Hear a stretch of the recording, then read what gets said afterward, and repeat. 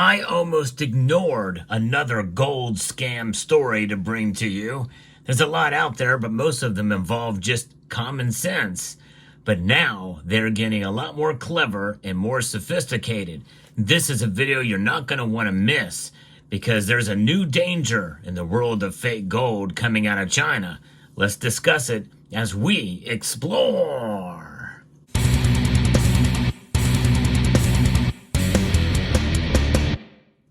China Observer is a fairly controversial publication that has a YouTube channel that discusses the Chinese economy, and it is mostly biased against the CCP, the Chinese Communist Party.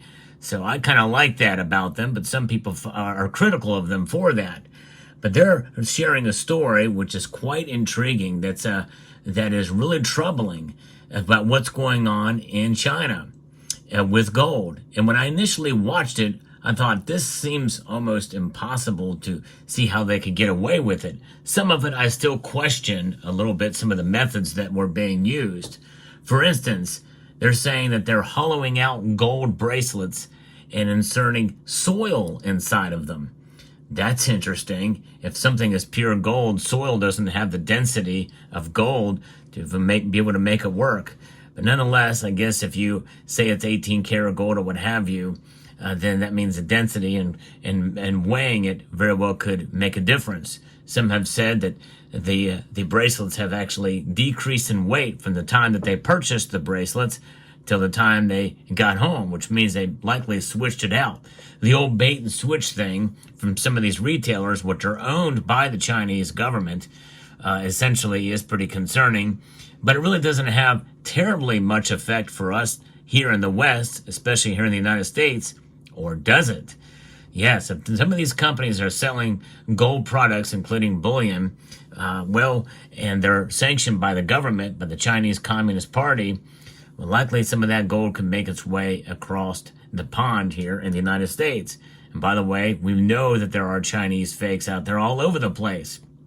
That's one reason why I do not buy any new gold coins from China for the current year. The only reason why I would buy Chinese pandas would be on the secondary market, and if I get a really good deal on them, and they have the full imperial measurements, in other words, ounces instead of grams for their coins. Otherwise, I'm very dubious of what's being sold out of China. A lot of this stuff does make its way through the American market in and of its own, but most of it is very easy to detect if you have a precious metals verifier or other methods or an XRF machine. Most of those you can find most local coin shops worth their salt will have one of those, so you can test your gold there. You can do the specific gravity test, but it's very difficult, especially since some of these bars like this, the 100-gram bars, well, they can very easily be filled with tungsten. Of course, it does make me somewhat question these bars here, but they are indeed genuine. I've had them tested, and I've also tested them at home here. I've got a good tester here with a precious metals verifier that has a bullion wand that can test through a fairly good amount of distance to the bar, because some of these bars are typically they'll spend the time hollowing them out if they're 10-ounce bars. They likely are not going to do it with 100-gram bars, but that's about as big as you're going to want to go before that fear really gets in. You want to make sure for sure that you've got a genuine product, and that's where the concern lies here. But they're taking it a step further, because tungsten used to be the metal that people look out for to see if it's gold plated or gold covered is really the accurate word, because essentially they do leave a very thick covering, so that in the case of a 100-gram bar, let's say, well, maybe they've got 75 grams of tungsten inside of it, and it's the rest of it is surrounded by gold. And so there's a thick enough layer that it could pass through the detection. And like I said, they're really going to probably do that for the larger pieces, like 10 ounce. But there are eagles, American eagles, that have had that as well too. And since they're 22 karat gold, well, it gives you a little bit more leeway and room to test there, so you can throw off the testers or what have you. But there's something new going on here. because they're saying that they're steel wire. Some of the stuff is changing color, and some in this story say that it is reacting to the skin and it causes it to change color. Well, gold doesn't react if it's pure gold. If there's other metals inside of it, usually, especially for jewelry, they're not meant to react to the skin. If it's 18 karat jewelry and that type of thing, silver, for instance. Although very rarely you will see people that have allergies to gold. There is such a thing as allergies to gold, but that's their skin reacting, not the gold itself reacting to the skin or any other elements.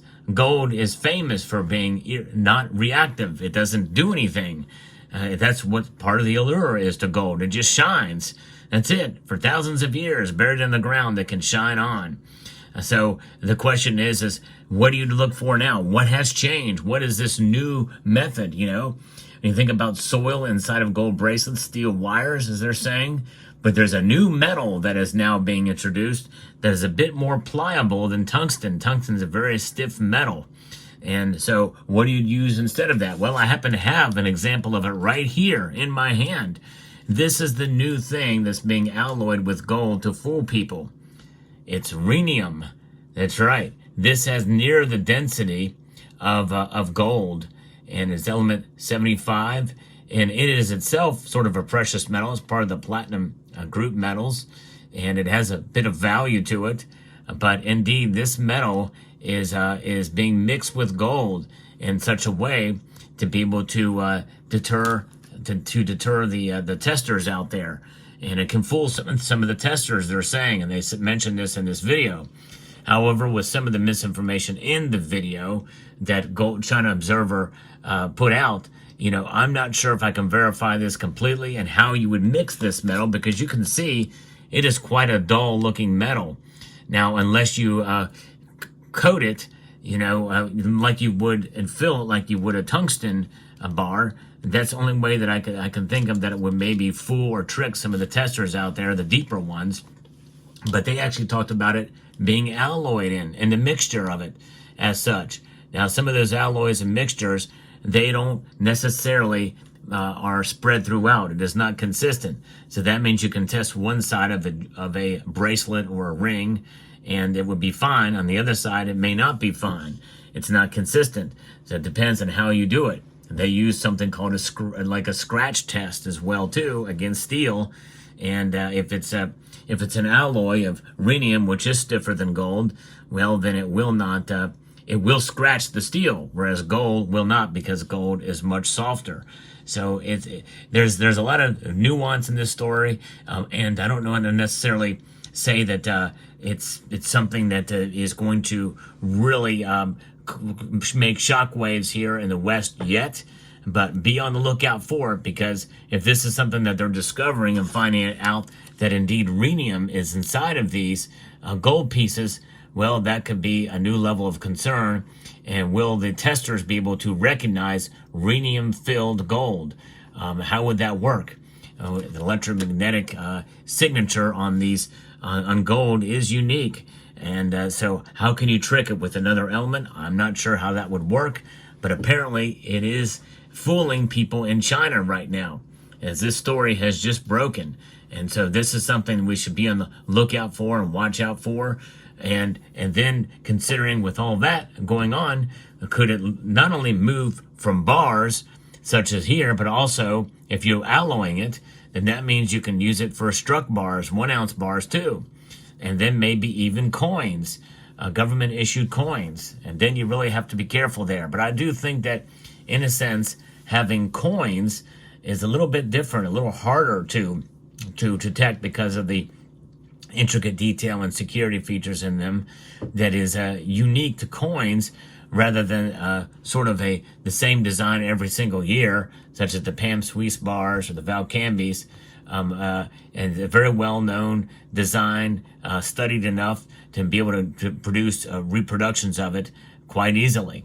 And so, you know, in a sense, I think it would be better if some of the bar manufacturers stepped up their game in terms of security features on the bars themselves, as opposed to just some of the assay cards. But the assay cards themselves do provide another layer of protection, But in the end, really it boils down to density and weight, especially since rhenium really does hold very close to the same density as gold and tungsten. So tungsten much harder to work with, and obviously it cannot be alloyed with gold, but apparently rhenium can, and that is what is new here. That is what is concerning. That is the warning that I want to send to you, is to watch out for that. And it may not be here yet, but it could be coming soon, especially if this story is true by the China Observer. Now, how can you protect yourself in a situation like this? Well, as always, as is the case, is some of the advice is still the same, and that is to buy from a trusted dealer, because they go through extraordinary measures to make sure you're getting a genuine product. And it would not be good for the dealer's reputation if they were to get something in that is fake. A local coin shop, by the way, they're much more likely to get fake stuff and it be missed. I know a local coin shop I frequented in the last year or so. I actually saved them about $4,000 by detecting the fake bars that were being sold under my nose at the time. Otherwise, you have to be careful. Humans can make mistakes, but some of the larger dealers online, they typically are very, very careful because their reputation's at stake.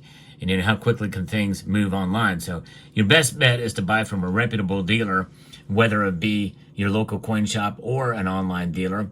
If you buy from your local coin shop, just make sure that the bar is tested or coin. And more than likely, your local coin shop will be more than happy to test it, and because they want to know too. Because more than likely, if they buy something from somebody from the public, they're going to get their name and address and information and verify by ID before it's being sold to them, just for this very reason, as well as if it's stolen or not. So, word to the wise, very interesting, and several members of the community had also shared with me this story on China Observer, and I appreciate the community coming together like this, because stories like this are quite scary, and this is concerning to me as well. So let me know what your thoughts are down in the comment section below. Be careful, especially with gold at an all-time high right now. And they're going to go through extraordinary measures to try to fool you so that they can fleece you for your money for gold. So I'd like to extend a multitude of gratitude to you all for watching, and to encourage you to please rate, share, comment, and subscribe.